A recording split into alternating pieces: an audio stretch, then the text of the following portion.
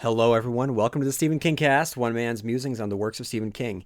Each week, I will review one entry in the bibliography of Stephen King and the chronological order of publication. And what you're going to get out of this week's episode is a review of Maximum Overdrive. But here is a just a little note at the beginning. So, as I'm recording this, it is 2026. When this episode originally came out, it was Thursday, October 12th, 2017, and I'll talk about the significance of the date in this episode because it's pretty fun. But aside from getting a review today of Maximum Overdrive, there are also some news bits and some rumors which had occurred at the time of publication, which again was almost a decade ago. So it's fun to live in that space, but I just want everyone to be aware that if I'm talking about Josh Boone writing the Talisman for Amblin Entertainment, that was me almost a decade ago talking about that possibility. This is not coming from 2026. But the review of Maximum Overdrive is timeless, so please enjoy that, everyone. So what we're going to talk about today is the adaptation of Stephen King's is an adaptation of one of Stephen King's stories from his first collection, Night Shift. This is an adaptation of one particular short story, an infamous adaptation, if you will, one that I had decided on the first go-around not to touch. But after some people have asked me to do it, I decided, hey, what harm is it in reviewing Maximum Overdrive? And I have a lot of thoughts on Maximum Overdrive, so bear with me. But before I get there, there's a lot to talk about, actually, in the world of Stephen King right now. As I'm recording this, it is Friday the 13th Eve, a.k.a. Thursday, Friday the 12th of October. So just the fact that we're getting a Friday the 13th in October is pretty awesome. In the world of Jonathan Mayberry, who wrote the Pine Deep trilogy that I reviewed this time last year, tomorrow, Friday the 13th in October, is known as Little Halloween. So let's all celebrate Little Halloween with a little Maximum Overdrive. And also, if you're just listening to this for the first time, welcome to the Stephen Kingcast. But please know that I during the course of this podcast, just almost 170, it's past 170 episodes, I have reviewed not just Stephen King. I've also touched upon works by other authors that fans of Stephen King, I believe, would enjoy. One example is, like I just mentioned, an author by the name of Jonathan Mayberry, whose style when writing the Pine Deep trilogy is very reminiscent of Stephen King, as a love letter to Halloween. Last year at this time, I reviewed all 3 books. It was such a pleasure to go back and reread all of them. So if you have not read the Pine Deep trilogy, which entails Ghost Road Blues, Dead Man's Song, and Bad Moon Rising, then please do yourself a favor this time of year. Go out and read them. You will not be disappointed. These books are fantastic. But like I was saying, there's a lot of Stephen King news. As I'm recording this, it is the day before Friday the 13th. And the reason why this podcast is so late this week, I'm sorry guys, is because on Saturday I went to Comic-Con, New York Comic-Con, which was a great experience. And fans that are attuned to the internet and Twitter know that there was some big Stephen King news to come out of Comic-Con this week, and actually this weekend, and I'm going to get to all that in a little bit. But first, I want to read some iTunes reviews because I cannot do it without you guys. I really can't.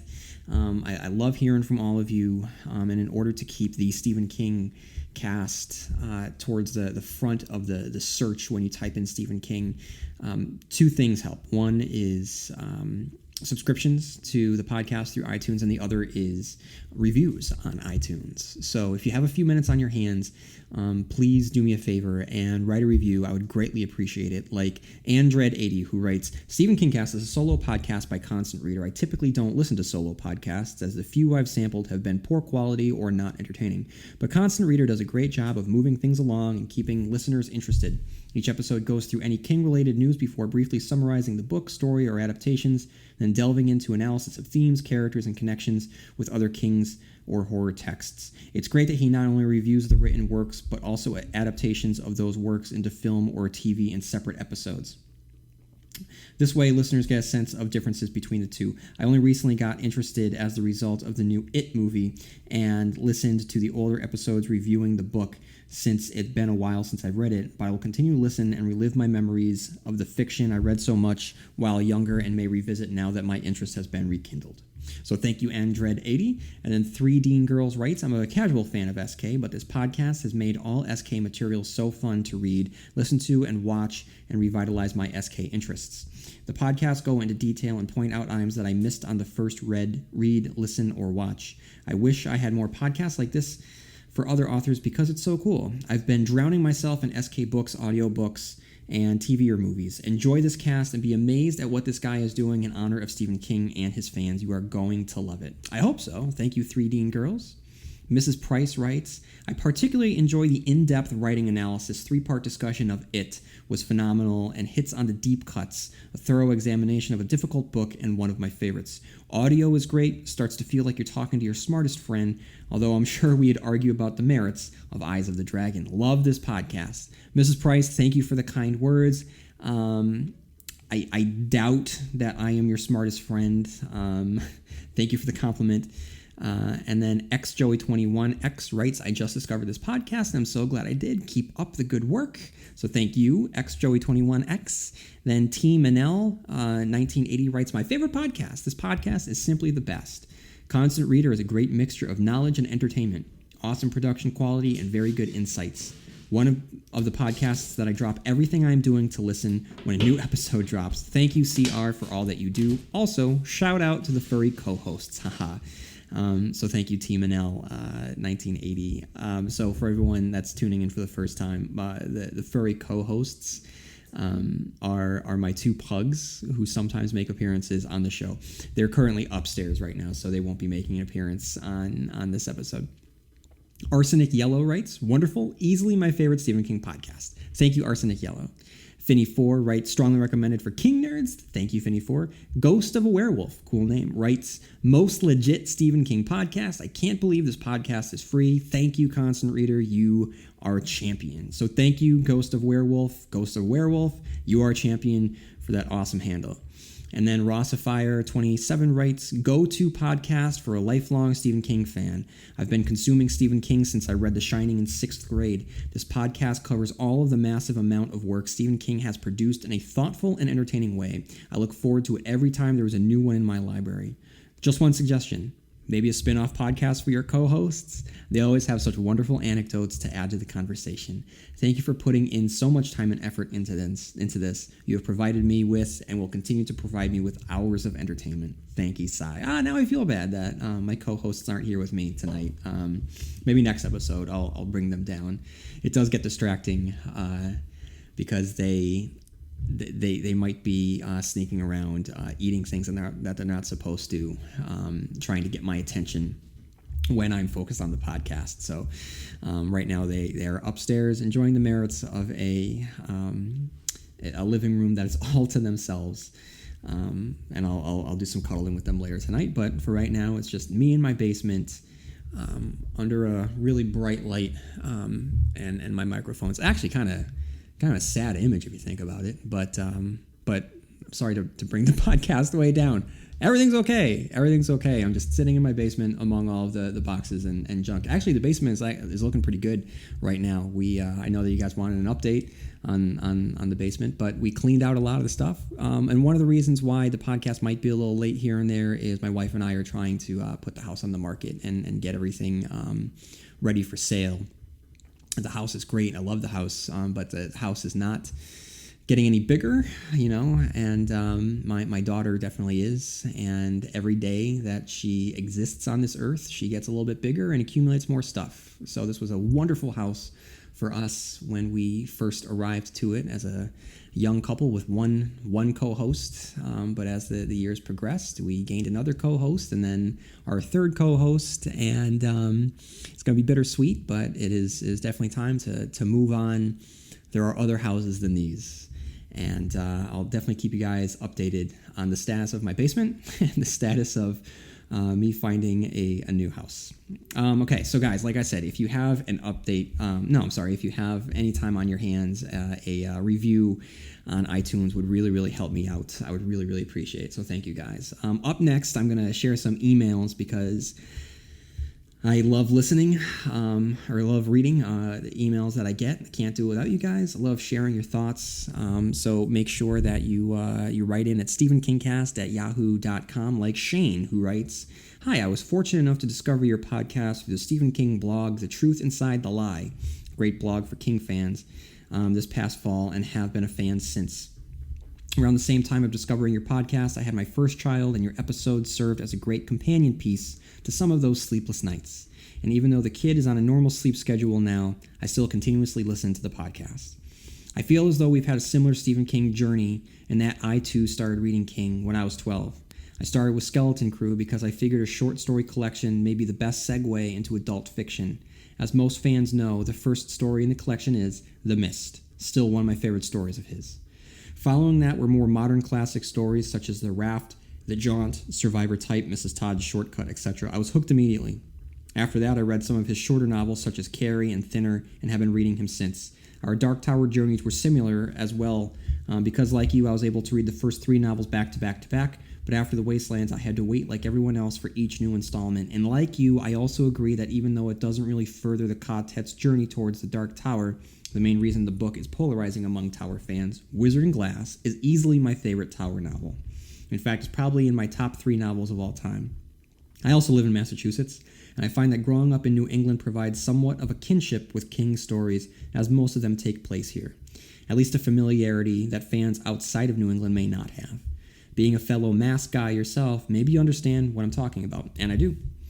Anyway, while I agree with you on a lot of points you make in your episodes, the Stephen King community would be a boring one if everyone agreed on everything, so I wanted to bring up a couple of points of contention for the sake of conversation and would be curious to hear your replies. First, in your Pet Sematary, the novel episode, you mentioned that up until this point, King's books have been optimistic, that the good guys win the day. I have to disagree with that, and here are a few examples from the novel's novellas that came prior to Pet Sematary. Carrie. Title character who is just an innocent, outcasted girl ends up dead at the novel's end. Takes her whole senior class with her too. Salem's Lot. Just about an entire town, including children, who are turned into Walking Dead vampires. Protagonist Ben has to brutally destroy the girl he loves as well. The Shining. Father trying to redeem himself as a husband, and father ends up possessed, tries to kill his family, and is blown up. The Dead Zone. Innocent protagonist ends up with a gift he doesn't want. After losing his job and the girl that he loves, he ends up essentially killing himself to save humanity. I guess there is some optimism here, but a tough ending for Johnny. Cujo. Even though Donna kills Cujo and saves the day, her young son ends up dying anyway. Plus the way that King ends the book, he can't help but feel sympathetic towards Cujo. Christine. Another innocent outcast and his whole family is killed due to a haunted car. Also, at the end of the novel, narrator Dennis alludes to the fact that the car will be coming back to finish him off. The Body. Author reflects back on a weekend where he came of age with 3 of his best friends at the time. Those 3 friends all end up dying in pretty horrific ways at young ages. Apt pupil, in my opinion, and ending as dark, if not darker, than Pet Sematary. So I'm going to interject here. Yes, great points. Those are all very, very on-point arguments that you're making. I guess I would have to go back and listen to my Pet Sematary review or my earlier reviews to see exactly what my argument was, but the way that I see it is, yes, King can go dark, but I still believe that throughout most of his run, when I mean optimistic, I believe that what I mean is that he means that it's only when you rely on the people around you and form a community can you overcome the conflicts that have presented themselves to you. So it doesn't mean that it's going to save you from any hardship, as evidenced in your arguments here. But I think through working together and through community, you're going to be able to weather the quote-unquote storm. So yes, Salem's Lot, the town is wiped out, and that is negative. But Ben and Mark, they do live to see the light of day. The Shining is truly awful in so many ways, on purpose by King's part. But at the end of the day, Danny is saved. And I think that is important. And it shows the strength that strangers will go to help others in need. Dick Halloran, the journey that he takes is one of the most heroic things that King has ever written. The Dead Zone, yes, is very, very tragic. But like you said, he does save the world. Cujo is where I made the argument that is probably his bleakest work. It is full of rage. It is full of pessimism. There is really no silver lining on that cloud. Christine, again, yes, there was tragedy there, but Lee and Arnie and Dennis and Lee, once they come together, they aren't able to save Arnie, but they are able to save themselves. I'm struggling here. An apt pupil definitely is there. It's just dark. It is a dark examination that feels of a place with some of his more bleaker stories as seen in Full Dark, No Stars. So I'm not saying that he can't go dark. I'm not saying that he can't go bleak or pessimistic, because he can, and he can do it very, very well. I tend to think that he speaks about the better qualities of human nature. And you can't have a story without conflict. So you can't have our humanity tested unless you give us great challenges to face, whether it be a young sociopath learning at the hands of a Nazi war criminal, whether it be an agent of chaos made flesh in The Stand, whether it be an extra-dimensional shape-shifting entity that takes the form of a clown in It, a rabid dog in Cujo, a serial killer, or a greedy megalomaniac politician in real life. Oh, I'm sorry. In The Dead Zone. They take many forms, but our heroes, they will most times be able to overcome these challenges.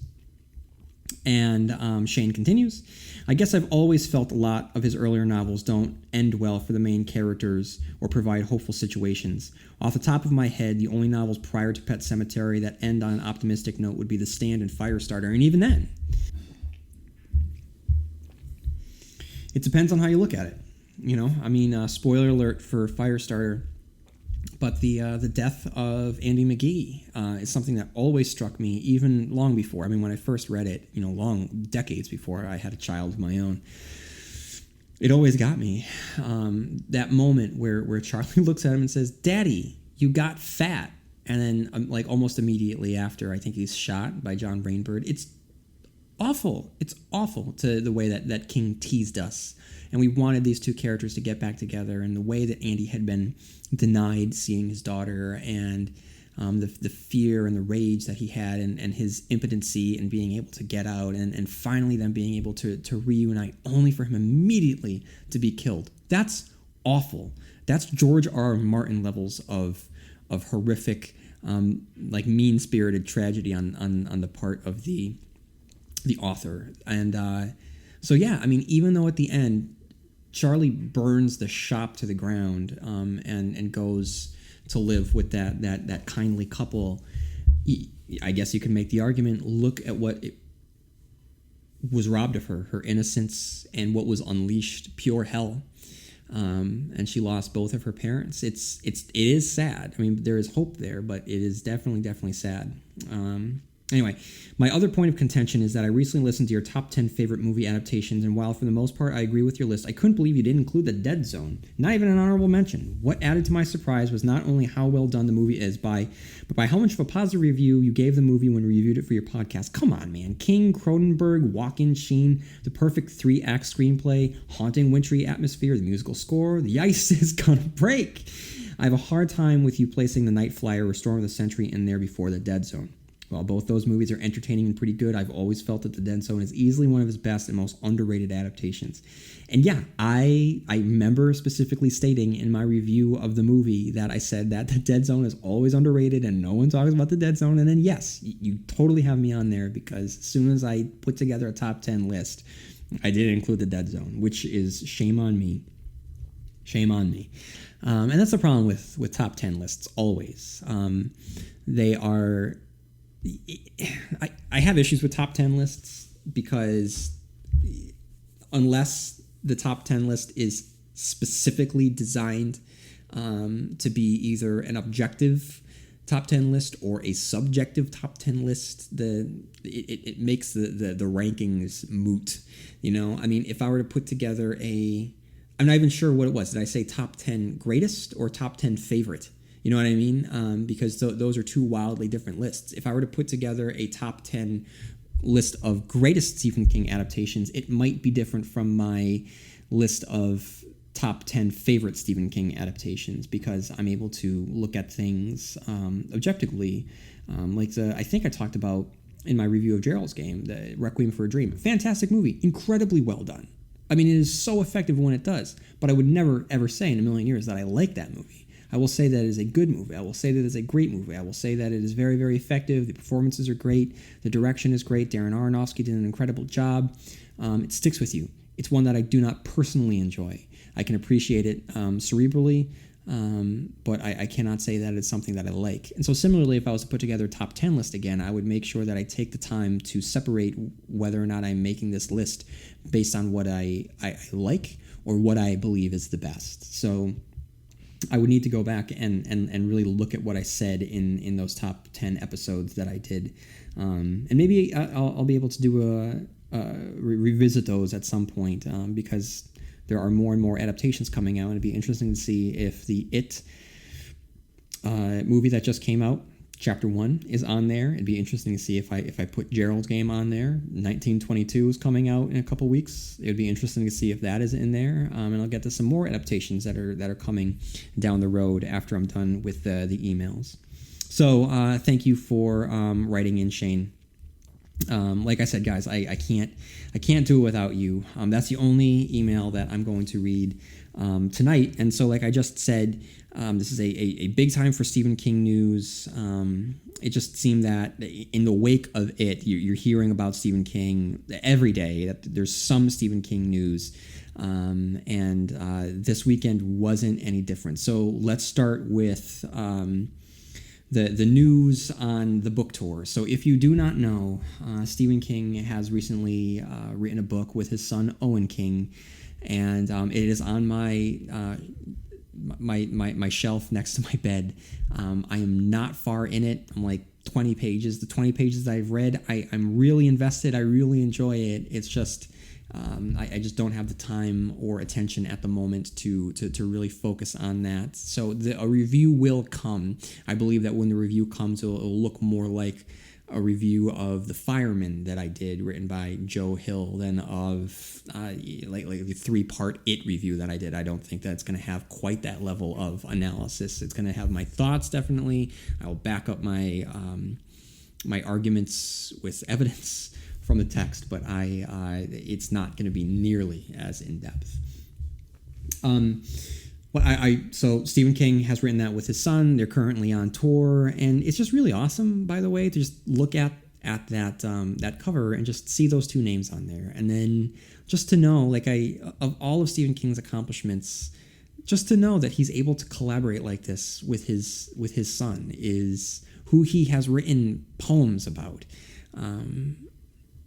It just must be an incredible feeling for both of them, but for Stephen King especially, to be able to kind of stand back and let his son bask in some of the limelight that he himself has been able to enjoy all of these years, and to share the stage with his children, whether it be Owen or Joe Hill. And he hasn't collaborated with Naomi. I don't know what if she even writes, but I think that's incredible. So I look forward to continuing to read the story that they wrote together. But anyway, at a recent book signing somewhere, someone asked him a question, raised his hand, and got the microphone, and the man asks something along the lines of if King had it in him to write one more Dark Tower story, possibly the Battle of Jericho Hill. King responded, "Yes, I think so." All right, so I got back from New York from the Comic-Con on Saturday, and I looked at Twitter because I hadn't really been on Twitter that day, and I saw this chatter about King and a new Dark Tower story, and I'm like, what? And so I did a Google search. There was no news, and so I said, okay, this might not mean anything. And then, make a long story short, some trades ran with it and kind of built it up more than it is. And I probably shouldn't be talking about it because it's almost like non-news. People are going to make more of this because people want more of the Dark Tower. So King saying, yes, I think so, is not 100% confirmation that he is currently working on a Dark Tower novel or a short story or doing anything. It could literally just be something he's thinking about. But he's also said this before in the past. So what this means is we could be, theoretically, at some point, hypothetically, getting another Dark Tower story or not. Who knows? And the more I think about it, I don't know how I feel about that. I don't know if I want the Battle of Jericho Hill. I mean, don't get me wrong. I love that time period in Roland's life. I love Cuthbert and Elaine, and it would be interesting for him to do a sequel of sorts to Wizard in Class and head back into that time period and see this quartet that he had formed in Wizard in Glass be completely shattered, and for us to see more of the quartet that we didn't get to see the first time around. Who was he traveling with and Wind Through the Keyhole? It wasn't Cuthbert. It was it Jamie? Is that who he was with? Who was more like a forensic scientist, which I liked. So it'd be good to have more of that. And don't get me wrong, if King all of a sudden announced that he's writing a 1,000-page story taking place in Roland's past, I'm gonna jump through the roof for joy. But at the same time, we know where Roland's story ends. And what I like when there is a story that is complete and we have vague mentions of what have happened in the past, it allows us for us to be able to fill in those gaps. And we don't necessarily need everything spelled out for us. And there's something that, to be said, it takes away from some of that magic. So there's always a risk of him tainting what he has already given us. By adding to the Dark Tower. But then again, also in my Wind Through the Keyhole review, I did say that it'd be fun to get more stories where Roland and his quartet, it's like the X-Files, and they're just going around solving these different cases and getting involved in these different like mini adventures in Midworld, or at that point it's in-world, on-world, serving the affiliation near Gilead and going and saving the day and being knights. I mean that would be interesting, or fighting the forces of John Farson on these quests. So if we got stories like that, or Little Sisters of Eluria, they'd be harmless. They'd be little appetizers, right? They wouldn't be a full course meal. So I don't know how I feel about it. If it's good, I will love it. If it's not, I won't. What a stupid thing to say. Of course, it's the logic. But I don't know. I don't know how I feel about it at this time. But then again, there might not be any reason for me to have an opinion at all because, like I said, it's non-news. What is news, however, is Stephen King uber fan, the director of the upcoming New Mutants by Fox. Josh Boone, trailer will be dropping soon, which I'm very excited to see. He directed The Fault in Our Stars. He had been attached to direct The Stand, and he is attached to Revival. He recently was announced that he is writing The Talisman for Amblin Entertainment, and there's speculation that he will be directing it as well. So this is all incredible news. Of course, this is all bolstered by the fact that it was a smash success. So who would not love to see The Talisman, written by Stephen King and Peter Straub? Gotta throw out love for Peter Straub because he is just as integral to the success of The Talisman as Stephen King is. Who wouldn't love to see that? as a movie. So I don't know what that would look like. Some people are saying that it shouldn't be more. It shouldn't be a movie. It should be at least 2 parts. I don't know. I think you could tell a really good adventure story in one movie. You would have to cut stuff out, or you could, you could make it into 2 parts. Whatever. I don't care. Like, I want a Talisman movie. I want it done well. I would love a Talisman TV show. I would want it to do well. I want a 3rd Talisman book, and I want it to do well. But I'm excited that we have some Talisman news coming out. But I would say that the biggest news that came out this weekend was from Comic-Con. Now, usually when I go to Comic-Con, I usually go on Sundays. But this year we went on a Saturday. And in terms of going on Saturday, it was great. It was a beautiful day. We got rain on Sunday and Monday. But on that Saturday, it was just a beautiful, beautiful fall day. It wasn't too hot. The skies were clear and blue. The leaves were crisp. It was a beautiful day to just drive through Connecticut into New York and wander the streets of New York for a while before going into Jacob Javits Center. It was just a great day. So I don't regret going on Saturday, but if I did have any regrets, it's that I wasn't at the Castle Rock panel on Sunday. That is a huge missed opportunity for the host of the Stephen Kingcast.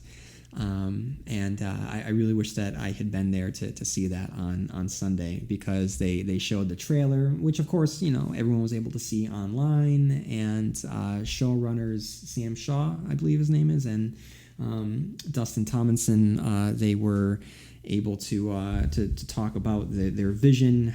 They did not give much insight, which is great. Nor should they, because part of the draw is the mystery surrounding it, and just wondering what it is going to be like. So I'm excited for the unknown quantity of Castle Rock. I'm excited for what we got over this weekend. It was a new trailer. As you know, I spent an entire episode when the teaser trailer dropped gushing about how exciting this is, and we have actual filmed footage in the Castle Rock trailer. So what I'm going to do, once you have seen it, I'm just going to read from the Slash Film, because they do a really, really good job at breaking this down, and I'll add some interjections here. So Slash Film writes, the Stephen King boom is continuing onward with Castle Rock, an upcoming Hulu series set within the universe of all things King. The show won't debut until 2018, but a recent New York Comic-Con panel produced the show's first trailer with actual footage, teasing a moody, incredibly well-cast series that looks like it's practically drowning in dread. If you weren't already excited for this series, the teaser trailer should do the work. So let's get into it. Read on for our Castle Rock trailer breakdown. Castle Rock is one of the many fictional Maine towns author Stephen King has created in his long career. King, a lifelong resident of the state, has set the bulk of his novels and short stories on his home turf, and a number of those happen to center in and around Castle Rock.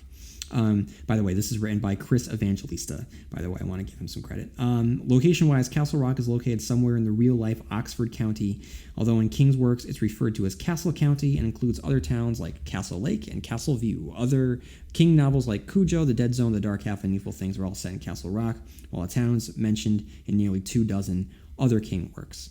With that in mind, there's one key thing to remember about Hulu's new series. We don't really know much about it. Even at the NYCC panel, the cast on hand gave away very little.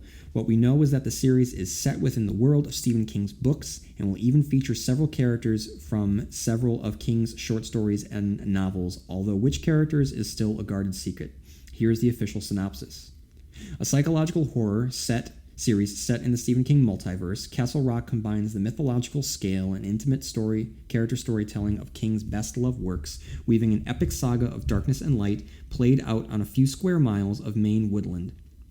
The fictional Maine town of Castle Rock has figured prominently in King's literary career, Cujo, The Dark Half, It, Needful Things, as well as the novella The Body, and numerous short stories, such as Rita Hayworth and The Shawshank Redemption, are either set there or contain references to Castle Rock.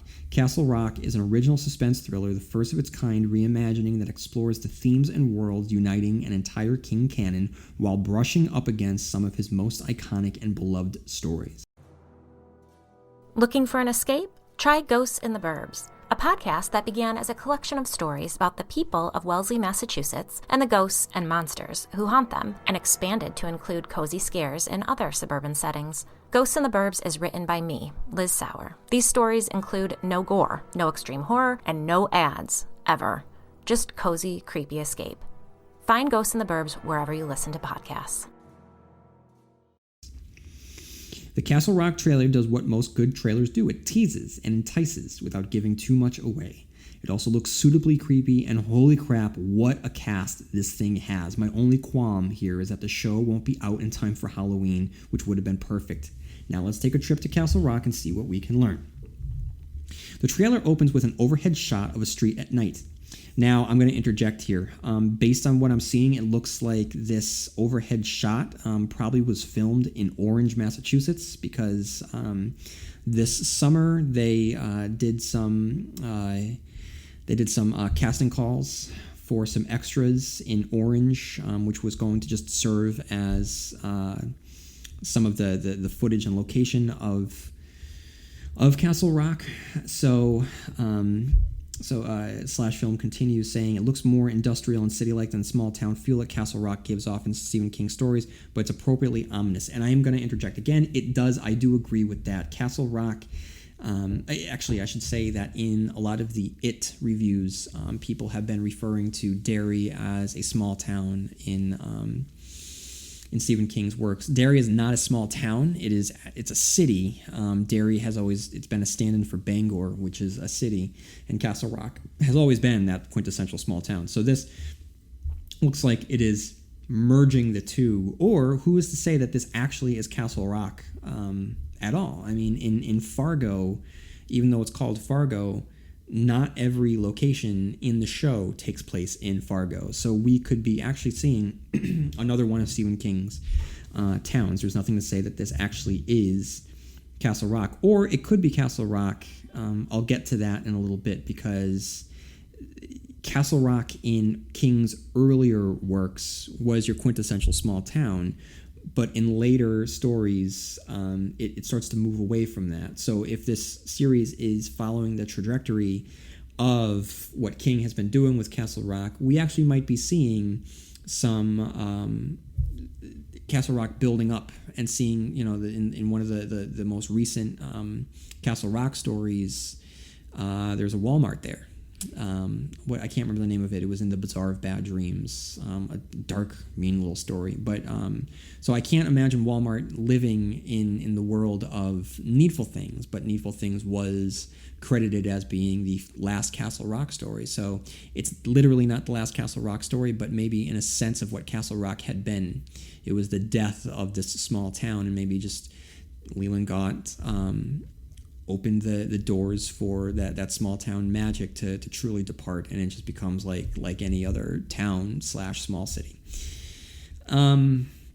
But Slash Film continues, here we are instantly on the night side of things. The setting is desolate and quiet, perhaps too quiet. Who knows what darkness is lurking within all that darkness. It's a great shot. We have 1, 2, 3 street lights. It looks really, really desolate. It looks really, really spooky. It doesn't look like you want to be on that street at night. And then we have our first glimpse of Andre Holland as attorney Henry Deaver, apparently the sole witness to someone's execution by lethal injection.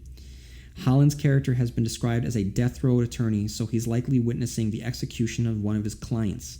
King has dealt with capital punishment before. His serialized novel The Green Mile was set on death row, and a recent story entitled Bad Little Kid featured a lawyer interviewing a man due to be executed for a murder he blames on supernatural forces. If you have not read The Bad Little Kid, found within the Bazaar of Bad Dreams, it is a very, very strong entry in Stephen King's very, very strong list of top short stories. Like, he does a really, really good job with it. When people think of Stephen King's classic short stories, they tend to think of stories found within Skeleton Crew and Night Shift, but The Bad Little Kid is great.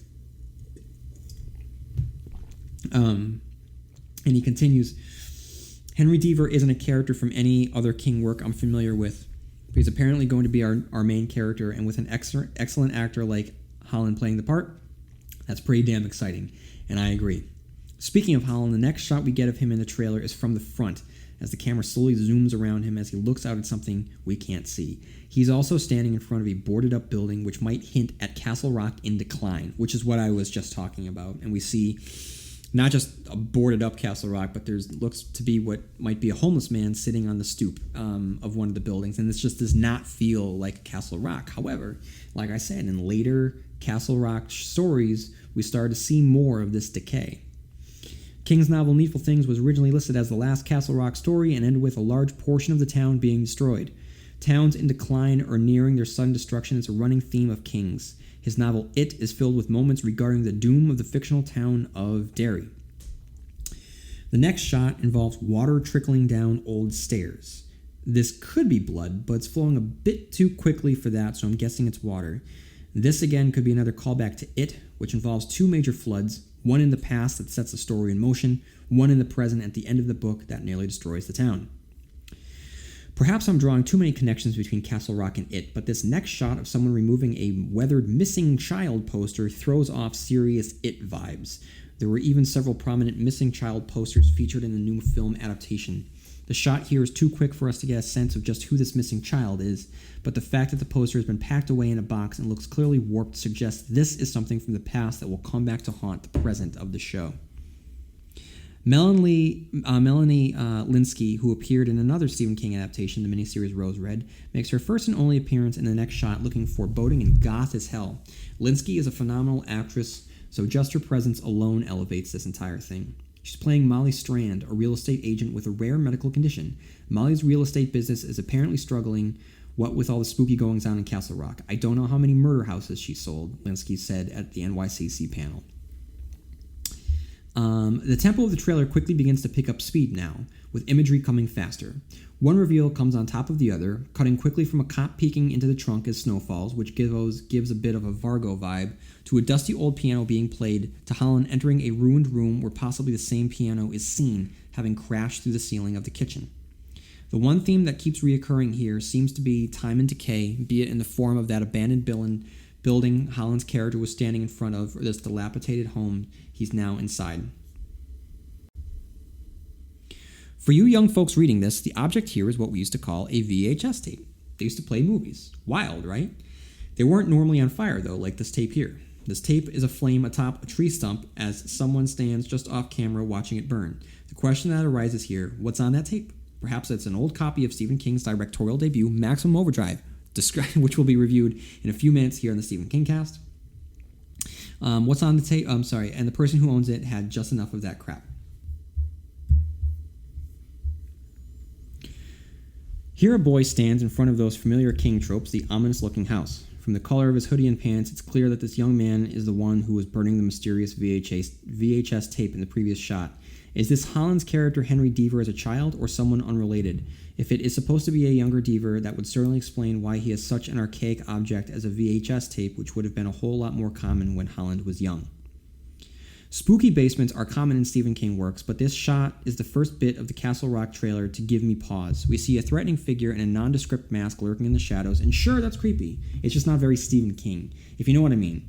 King doesn't write about masked killers, that's the stuff of slasher movies. King's monsters are either supernatural or worse, seemingly everyday ordinary people who only wear metaphorical masks, not literal ones. More death and decay on display. A shot of a hearse gives way to a coffin being vacuumed sealed at a graveyard as if it were some leftovers being stored away for later.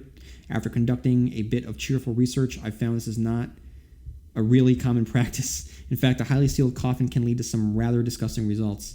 Any funeral director selling this process is likely trying to scam mourners out of some more money, and Mark Harris, author of the book Grave Harris, warns that this form of sealing will actually increase decomposition rather than stall it, turning soft body parts to mush and bloating the corpse with foul-smelling gas inside the sealed casket. The result is a funereal version of the decay that's found in swamp bottoms and the bowels of unturned compost piles. Sounds pleasant. I doubt any of this will enter into the series itself, and more than likely this method was used just to create some memorable imagery. Pennywise lives! Bill Skarsgård, who recently turned into a memorable performance as Pennywise the Clown in the King adaptation It, also appears in Castle Rock, albeit as a different character. The first shot of him in the trailer is eerie and unsettling, which seems to be something Skarsgård does well.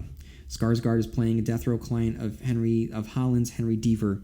The actor told the NYCC panel that he was hesitant to take the role in Castle Rock since he had done just another King adaptation, but the script convinced him to sign up. I know I keep bringing up It, which is set in a completely different town, but again, we have imagery here that invokes that other King adaptation. This is likely intentional. It was a box office smash, and the producers of Castle Rock, including J.J. Abrams, probably have no qualms about cashing in on that success. Again, though we have hints of darkness lurking beneath, a common theme in King's works. I was afraid I might never have the opportunity to do something this twisted again, actress Sissy Spacek said during the Castle Rock NYCC panel. It's kind of an homage to Stephen King, and I owe Stephen King a lot. Spacek is, of course, referring to her now iconic role as a tormented telepath in Brian De Palma's adaptation of King's debut novel, Carrie. Spacek is playing Holland's adopted mother in Castle Rock, and here's hoping this show gives her a lot more to do than Bloodline, which also had her playing a maternal character. But that character mostly hung around waiting for the plotline to involve her in some way. Do better by Mrs. Spacek, Castle Rock, I beg of you. Spacek's character is a retired professor who has memories of Castle Rock's dark past. 2 consecutive shots of characters up on high. One is a team mascot inexplicably standing on a roof waving at a little girl, which is all kinds of creepy. The next is a woman jumping off a bridge. The sepia-tone nature of the bridge jumper gives one the sense that this is a flashback to some time in the past. Several characters commit suicide by jumping off the same bridge in the King short story N, which deals with Lovecraftian forces. No King story I'm aware of deals with creepy team mascots, though. The woman falling from the bridge gives way to another character falling, Jane Levy, who is in Don't Breathe, falling back onto a bed. Levy plays Jackie, the death-obsessed, self-proclaimed historian of Castle Rock, a.k.a. exactly the type of person I would have had a crush on back in high school. There's yet another connection to It here. In King's novel, the character of Mike Hanlon becomes the self-proclaimed historian of Derry, gathering all the town's dark and disturbing history into a journal. Another quick series of shots follow. The young boy we saw earlier shining a desk lamp at something in the dark, a pile of greasy tools. The most striking moment, though, is a sheepdog cheerfully digging up a corpse, or at the very least a severed head. Have I mentioned that death and decay seem to be the prevalent themes of this trailer? We may not know exactly how many original King characters will show up in Castle Rock, but we do have at least confirmation on one. Sheriff Alan Pangborn, played by Scott Glenn. Pangborn was a prominent supporting character in The Dark Half, where he investigated the case of Thad Beaumont, an author whose pseudonym came to murder his life, and the main character in Needful Things, where a demonic presence set up shop in Castle Rock. In King's novels, Pangborn is a widower, still haunted by the car accident death of his wife and son. The character has appeared in King adaptations before. Michael Rooker played him in the film version of The Dark Half, while Ed Harris took on the role in the Needful Things movie. And I got to interject. I have always stated my wish and my want for more stories involving Alan Pangborn. And I cannot explain to you how excited I was when I heard that Alan Pangborn wasn't just going to be Alan Pangborn in Castle Rock, but it was going to be played by Scott Glenn. This dude is on fire. I mean, Scott Glenn has always been an incredible actor, but between his performance in Daredevil and The Defenders, he's great in that. But really, The Leftovers, the man is amazing. He was amazing in The Leftovers. And to see him take on the role of one of King's greatest heroes, I am so excited.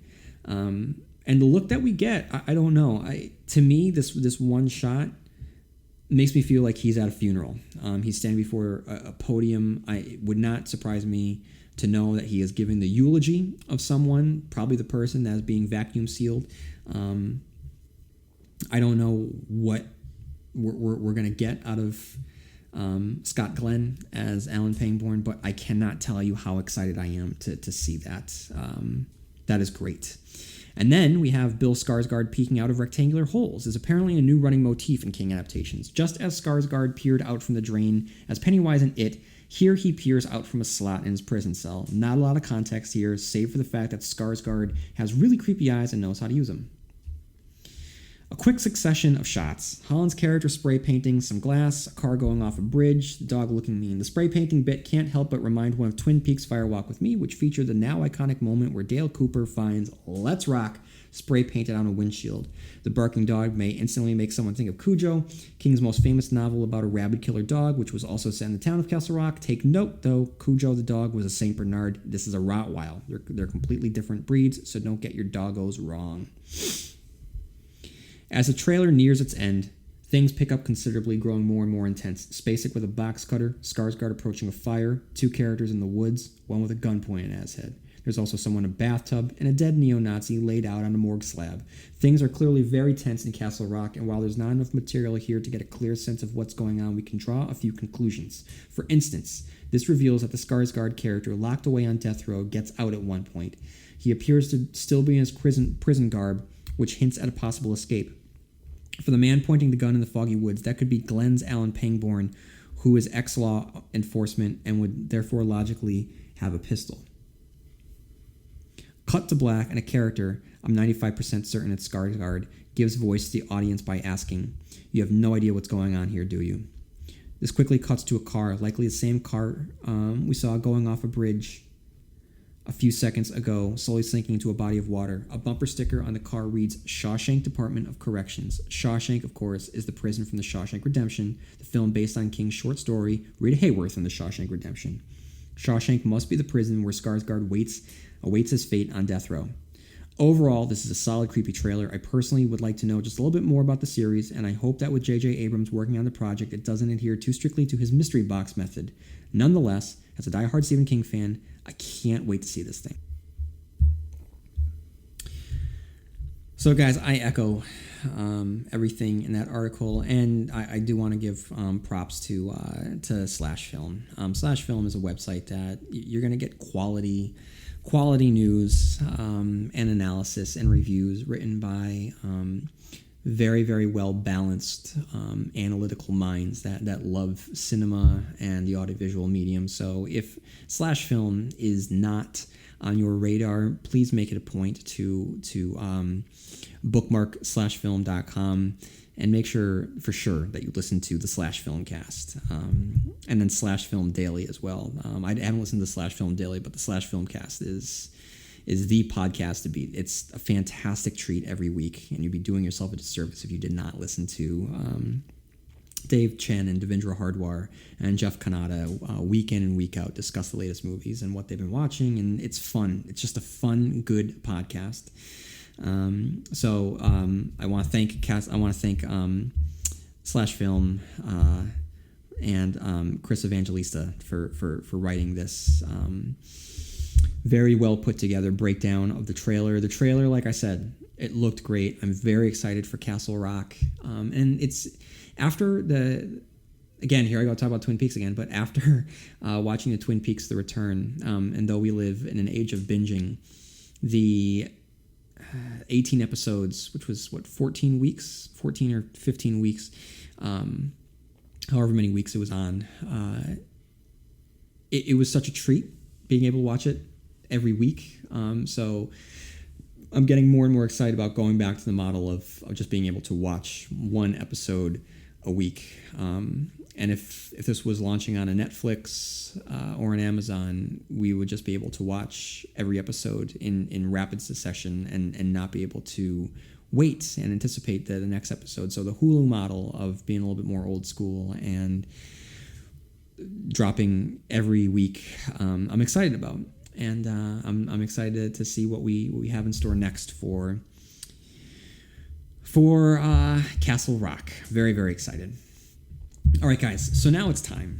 Okay, almost an hour into this show, I want to talk about Maximum Overdrive. This has been requested that I talk about Maximum Overdrive, and when I decided to get back into the Stephen Kingcast after taking a brief hiatus after the birth of my daughter, I knew what I was going to do. I was going to go back into the short stories, and I was going to review the short stories that I didn't review the first time around, and review some of the adaptations that I did not do the first time around. Which would mean, if I'm doing this chronologically speaking, I'm still working with the Night Shift short stories, the adaptations of the Night Shift short stories, which means that I have reviewed The Mangler, I have reviewed Graveyard Shift, and now I am reviewing Maximum Overdrive. Now, here is the deal, guys. This is a legendary movie. It's legendary for all the wrong reasons. I first saw this when I was a kid. I went to a local video store. The cover spoke to me of Emilio Estevez against the backdrop of the Green Goblin truck, who was the main villain in this movie. And I remember watching it, and I remember thinking it was terrible. It was great though. I did watch it in the summer, and honestly speaking, it is a good summer movie because it is just a hot, sweaty movie, which would be a great critics review to go on the poster. Just a hot, sweaty movie, and that's all that you need to sell this movie. But the movie's not great. Clearly, it's not great, and it has lived in infamy. This is Stephen King's directorial debut. It's the only movie that he has ever directed, and legendary. The legends have grown about his antics. He was coked up the entire time. And before I get any further, I just want to say that one of the major reasons why I hesitated for so long about reviewing Maximum Overdrive is because there's nothing that I can say that hasn't been said better or funnier than on How Did This Get Made. How Did This Get Made reviewed this with Andy Daly to great hilarity. So I would strongly recommend that you guys go listen to that instead of the rest of this episode, because you are guaranteed 90 minutes of laughing hysterically at what these guys are and June. So what everyone at How This Get Made, what they're able to do, it is a great conversation. They have a really good time with this movie. So if you're not listening to How Did This Get Made, that's another podcast that you should be listening to.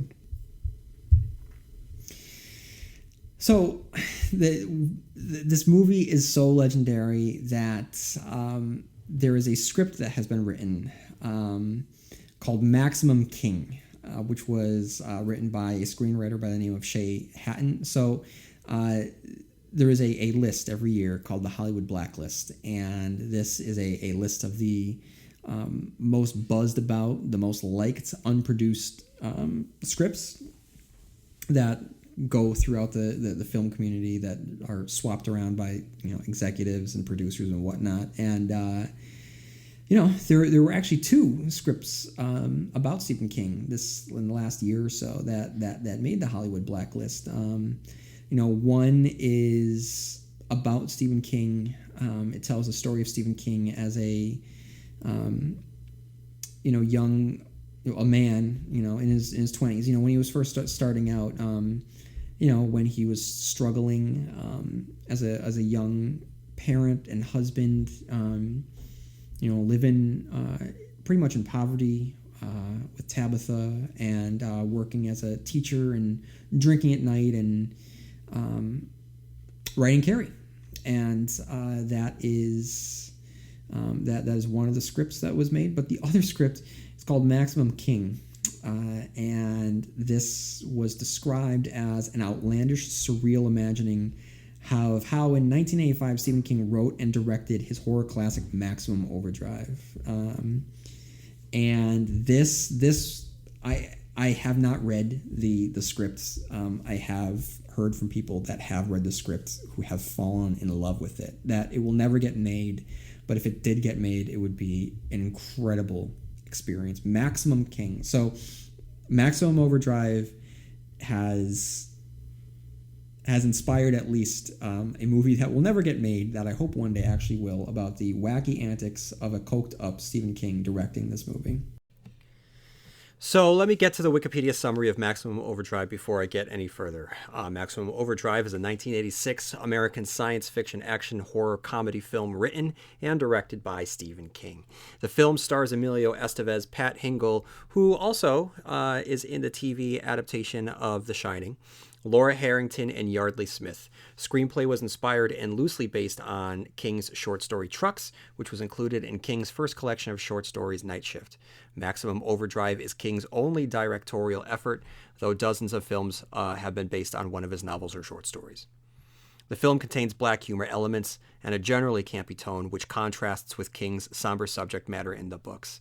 The film has a mid-'80s hard rock soundtrack composed entirely by the group AC/DC, King's favorite band. AC/DC's album Who Made Who was released as the Maximum Overdrive soundtrack. It includes the best-selling singles Who Made Who, You Shook Me All Night Long, and Hell's Bells. The film was nominated for 2 Golden Raspberry Awards, including Worst Director for King and Worst Actor for Estevez in 1987, but both lost against Prince for Under the Cherry Moon.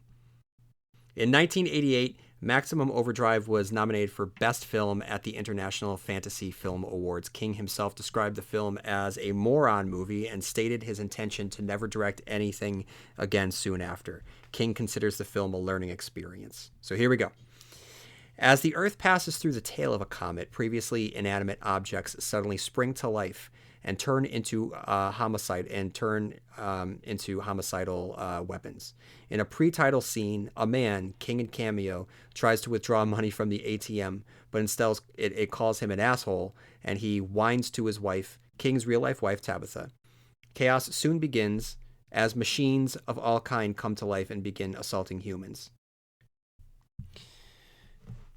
A drawbridge unexpectedly raises during heavy traffic, resulting in multiple accidents, most notably a black AC/DC van and a water mine truck. While at a game, a vending machine kills the coach by a Little League game, kills the coach by firing canned soda point blank into his groin and into his skull. A driverless steamroller flattens one of the fleeing children, but one named Deep Keller manages to escape on his bike. The carnage spreads as humans and even pets are brutally killed by lawnmowers, chainsaws, electric hair dryers, pocket radios, and RC cars. At a roadside truck stop just outside Wilmington, North Carolina, a waitress is injured by an electric knife, and arcade machines in the back room electrocute another victim. Employee and ex-convict Bill Robinson begins to suspect something is wrong when suddenly marauding big rigged trucks led by a black Western star sporting a giant Green Goblin mask on its grill run down 2 individuals, including Deke's father, and surround the truck stop, trapping the rest of the civilians inside the truck stop's diner. Robinson rallies the survivors. They use a cache of firearms and the M72 Law rockets stored in a bunker hidden under the diner and destroy many of the trucks. The trucks fight back in the form of both a bulldozer which drives through the diner and another truck which fires its post-mounted M60 machine gun into the building, killing several, including the waitress when she rants at them. And oh my God, does she rant at them. The mule then demands via Morse code signals through its horn that the humans pump the truck's diesel for them in exchange for keeping them safe. The survivors soon realize they have become enslaved by their own machines.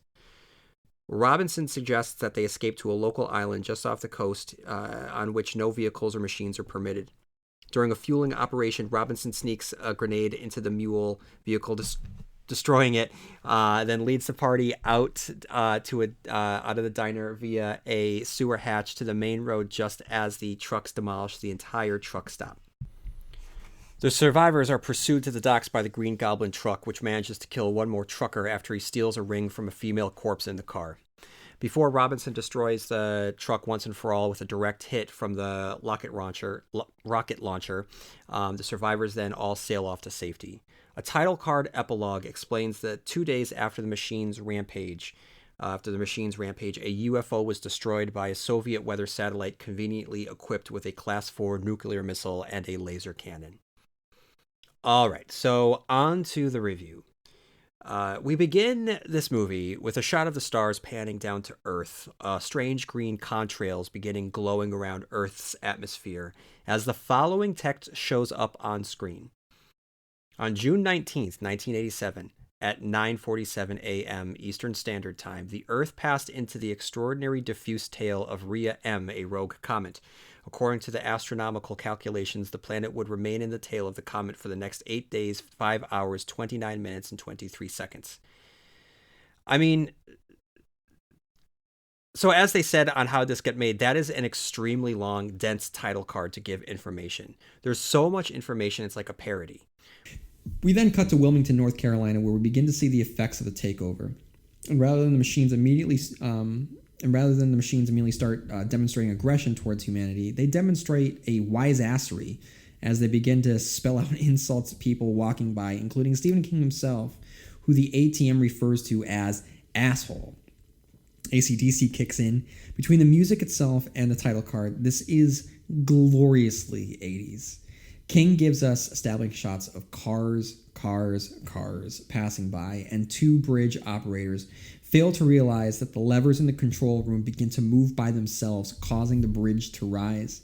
We get our first dose of chaos, and it feels like something out of an Austin Powers movie, to be perfectly honest. It's so over the top, with a woman thrown through a windshield of her car, cars falling from the bridge, and watermelons. Just watermelons tumbling everywhere.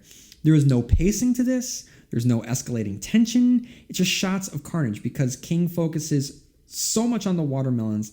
The actual death of the victims actually kind of play like a joke. And appropriately enough, we then cut to the Green Goblin. As mentioned before, it is the Green Goblin, like Spider-Man's arch enemy, the villain portrayed by Norman Osborn, Harry Osborn, and Phil Urich Green Goblin. Played in the movies by William Dafoe, James Franco, and Dane DeHaan Green Goblin. He takes a break from menacing Peter Parker to terrorize the heroes of this movie in the form of a giant truck. I don't know how King and Dilo De Laurentiis managed to use the likeness of the Green Goblin without a lawsuit or having to pay royalties, but here he is, ladies and gentlemen, cruising through this movie with a maniacal smile on his face. His driver attempts to gas him up, but when no gas comes out of the nozzle, because gas machines are working against humanity too, the Brainiac begins to peer down the barrel. Then what looks like crude oil, not gasoline, spews into his face.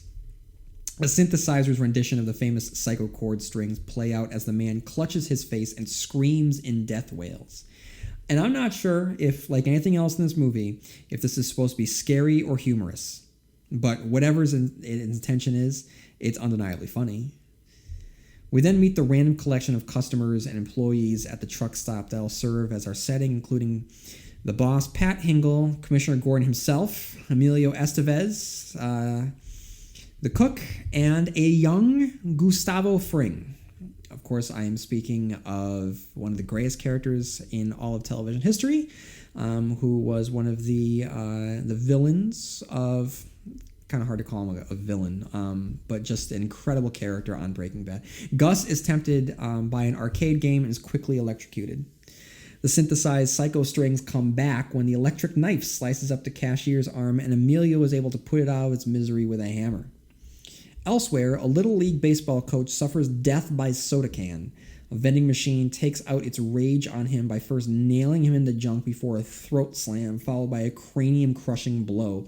All these blows are accompanied by Naked Gun-level exclamations of pain. Remember that scene when Nordberg is shot in the beginning and stumbles around the deck of the boat?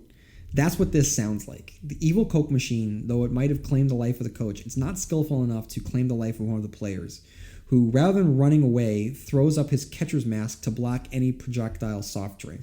After checking on the coach, he hops on his bike to escape, but the bike flips him off, which raises the question, what constitutes as a possessed machine? While the bike might have gears and chains, it doesn't have electricity, which seems to be the connecting threat to most of the metal monsters. So I don't even know if there are any rules that King follows in this movie. Regardless, as soon as he's on the ground, a steamroller brutally rolls over this boy, again reminding me specifically of the Naked Gun. We then check on two new characters, a hitchhiker and her gropey driver. As she forces him to drive the truck into the truck stop, Green Goblin quickly has enough of his diatribe and attempts to shut him up by running him down. Thankfully, the hitchhiker has enough decency to pull him out of the way. Once inside, our motley crew of survivors continues to grow. We then meet the newlywed couple, one of whom is Yardley Smith, most famous as Lisa Simpson. Her husband, Curtis, is nearly run down by a tow truck. After narrowly avoiding being run over, he and Lisa Simpson have a tender reunion which fails to capture the horror of A, finding a dead body, and B, nearly being killed by a driverless car. Back at the truck stop, we get our meet cute between Emilio and the hitchhiker, Brett, who strikes up a conversation with the always reliable Vroom Vroom. As our Little League survivor makes his way down the street, He is flanked by sprinklers who are going on and off, which again makes you wonder what is passing for a machine and what isn't. We also get at least 2 bloody Walkmen. Somehow listening to the Walkmans cause bloody death by ear. It's like a prototype for what he'll eventually play with and sell. The Little League survivor is stalked by a sinister ice cream truck. He might escape the evil truck, but he is then quickly chased down the street by an evil lawnmower. Back at the truck stop, our traveling salesman, who hasn't put 2 and 2 together, is lured outside by the cars when one of the trucks crashes his car. Now, if the machines are working together, why would one car turn on another like this? Do the machines feel pain? At the very least, they demonstrate loyalty to one another. So what happens here? Once outside, Emilio Estevez tries to help the salesman by pulling him out of the way with possibly the best line from any Stephen King movie. "Get out of the way, you happy asshole." He can't save him, though, and he's knocked into a ditch. Cars and trucks circle the wagons around the truck stop. Again, one of the truck's actions make me question their allegiance to one another. For no reason, one truck just smashes into a phone booth. If they are organized enough to work together to block off the survivors in the truck stop, why would one truck effectively kill another machine? Is there a hierarchy among the machines? Does a powerful truck not care about a lonely phone booth? We check back in on the newlyweds who are set upon by a runaway Mack truck. The suddenness causes Kurt, the groom, to exclaim rather nonchalantly, "I think I just loaded my pants." What occurs next is a car chase, which raises another question. If all the machines have been affected by the energy in the atmosphere, why isn't their car affected? It's one of those boneheaded, nonsensical developments that is so laughably bad. There are basic rules to the story that King just throws out the window. The cars are sentient, and yet this car is not. Why? Because he needed a car chase. It's like if the shark in Jaws all of a sudden could walk on land. Either way, Kurt's quick thinking and quicker driving skills somehow causes the truck to explode. All he does is cross a median. He can cross the median. His car doesn't blow up. But the magic median causes the Mack truck to literally blow up. To get their bearings, they head to the truck stop where they see a circle of trucks surrounding the building. And Curtis believes their best bet is to not hide somewhere in the open, but to lock themselves in the ring of trucks with the other survivors where they won't be able to escape. They technically get through the circle of trucks, but not without an accident. As they return to the truck stop, they duck out of the way for Commissioner Gordon to fire a bazooka at the trucks. It turns out that the survivors got stuck at the only truck stop with an armory. Lucky for them. Bill and Brett continue their romance, talking about the best way to stick someone with a stray razor.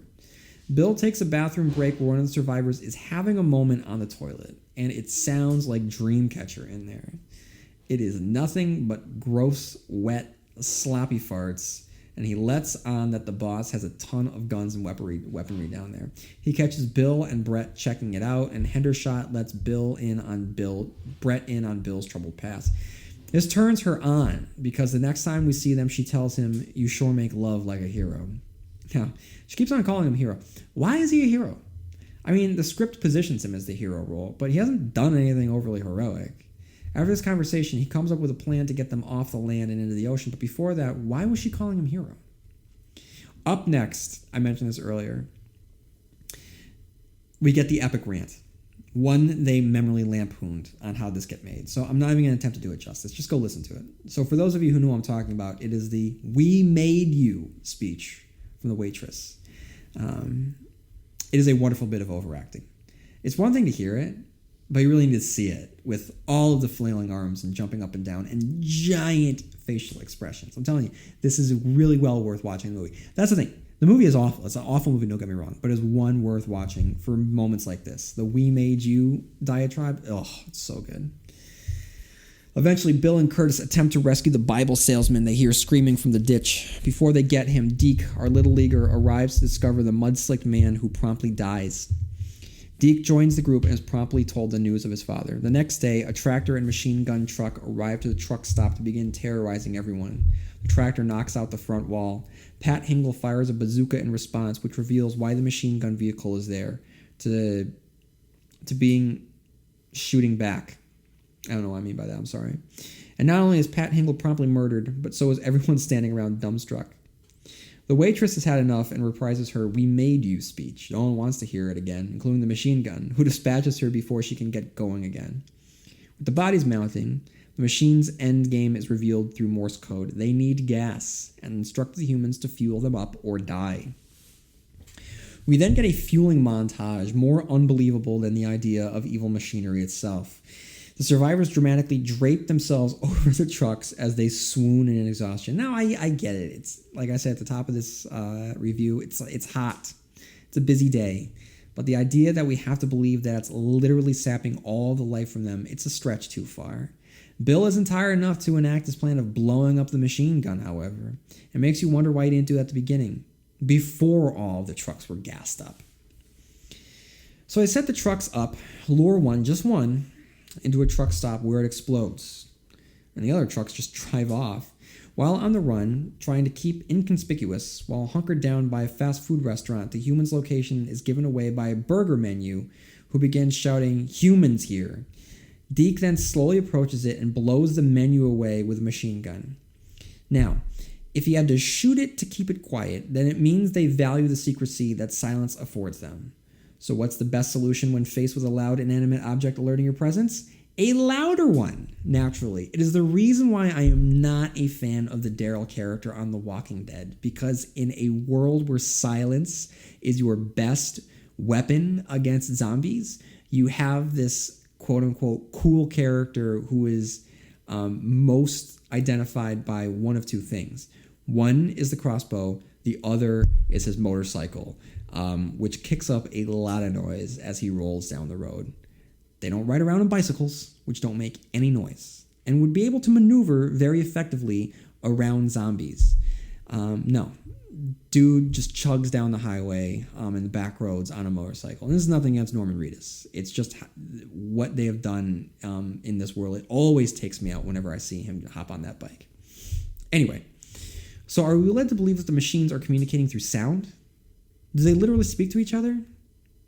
Anyway, as they enter the marina to set sail, they are nearly thwarted by the Green Goblin, who somehow managed to sneak up on them, despite being a massive truck. It runs over a character I don't believe we've ever seen before and heads straight for Emilio. But it's no match for the power of the Estevez or his rocket launcher. However, this does bring up a pretty big issue. If the machines had a machine gun turret, then why aren't all guns evil? Why wouldn't every rifle, machine gun, and rocket launcher be working alongside the trucks as well? For the matter, why are they safe on the open water? Aren't there motorboats in the water that can sink their boat? It doesn't matter. It doesn't matter. As they sail off, the conclusion comes in the form of a closing text.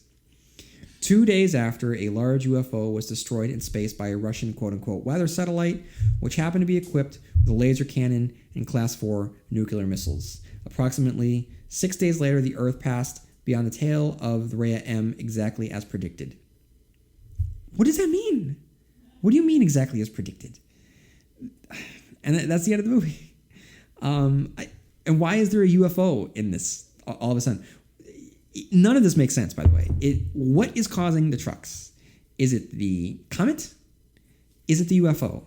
What is the UFO's relation to the comet? I don't know. I'm not going to spend any time thinking about it. I'm just going to get to the Stephen Kingisms. So Stephen Kingisms, for those of you who don't know, are the tricks and the traits and the tropes that you'll see King utilize again and again and again in his works. So first up, of course, is the evil car. We have seen the evil car as far back in Carrie. All right, there was there's a moment at the end, spoiler alert, where Carrie causes a car crash, and that's the first of the car crashes that we see in Stephen King's works. Of course, most famously, King wrote Christine, which is his first haunted evil car. He will later create monster cars from a Buick 8, the low men drive evil cars. We see them again and again. We have an evil Coke machine. Here, this is the one that kills the Little League coach. We will see an evil Coke machine that flies after members of the shop in the Tommyknockers. We have an evil lawnmower here, which we will see again in The Lawnmower Man. I will review that in an upcoming episode. We have cars knocking people out of their shoes. Unfortunately, this is something that happened to Stephen King. and I've discussed before that it has been very ominous that King has written so specifically about car crashes and death by cars and accidents by cars and the destructive nature of cars in this particular image of being knocked out of your shoes. And I do believe that Stephen King himself in June 1999, when he was hit by a car, he himself was knocked out of his shoes. And the unlucky couple on the road trip. That is a trope that we have seen before in Children of the Corn, in Desperation, and they've got a hell of a band and other stories. Easter eggs. Now, I don't know, like I said before, if this is an Easter egg or not, but this is a little strange. So, according to the text in the beginning of the movie, the machines take over on June 19th. So like I just said, as we all know, King was nearly killed by a machine on June 19th, 1999. Now, I have said before, it is eerie that King has long written about the menace of cars, and here we have possessed vehicles beginning to terrorize humanity on the exact day he was nearly killed by one, almost a decade later. That's some creepy stuff that you would find in a Stephen King novel. Rhea, another Easter egg. The comet is called Rhea M. Rhea is most famously the witch in Wizard & Glass. Frankie Faison, this notable actor from The Wire, also appeared in The Langoliers. And Haven, lastly. Bill wants to take them to Haven, which is the setting of the show Haven, as also was mentioned in It, 11/22/63, and Tommyknockers. Okay, guys, that's all I got. Sorry, my throat is really bothering me right now, so I apologize for the sound quality. But I can't spend much time on Maximum Overdrive. And I'm sorry, I've barely talked about Maximum Overdrive. All you have to do is just go and listen to How This Get Made. Just go listen to that review. It's so fun. In fact, I'm probably going to listen to it this weekend again because it is a good one. I cannot hold a torch to what they did for this movie review. So do yourself a favor, go listen to the review of Maximum Overdrive on How This Get Made, along with, they also did Lawnmower Man, they did Sleepwalkers, Dreamcatcher. I think there was another Stephen King one that they did. I am proud that I beat them to the punch with Dreamcatcher and Sleepwalkers. So I was very, very excited when I found out that they were going to do Sleepwalkers, because as soon as I watched Sleepwalkers, I did not understand why they hadn't done it already. But I will say that I did beat them to the punch with that. I did not beat them to the punch with Maximum Overdrive, and I cannot top them with Maximum Overdrive. So head on over to How This Get Made. Listen to that episode. It's fantastic. All right, everyone. So I hope you enjoyed this episode of it was a little bit smorgasbord of an episode. You got some news, some rumors, and then you got the review of Maximum Overdrive. So stick around next week or next episode for another adaptation of one of the works from Night Shift, and we're going to be sticking with this for a couple more episodes before we move on to the next publication, which in the order of publication, it will be the Dead Zone. Then we'll start to move into, we'll do the Dead Zone and the Dead Zone movie, then Firestarter, the Firestarter movie, the Firestarter remake, and then Cujo. So if you're missing the Stephen King books and the reviews of the Stephen King books, well, good news is you can just go straight to them. But if you're sticking in episode by episode, we're still going to be living in the Night Shift for a little while. But as always, if you want to just stick with book reviews, have at it. Have at it. That's where the gold lies, everyone. That's where the good stuff is.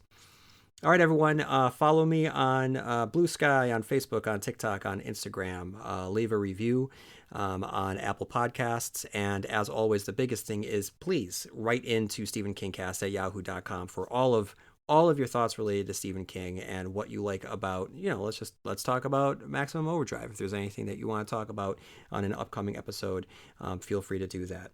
And may you have long days and pleasant nights, and I will see you here next time where MOON spells Stephen Kingcast.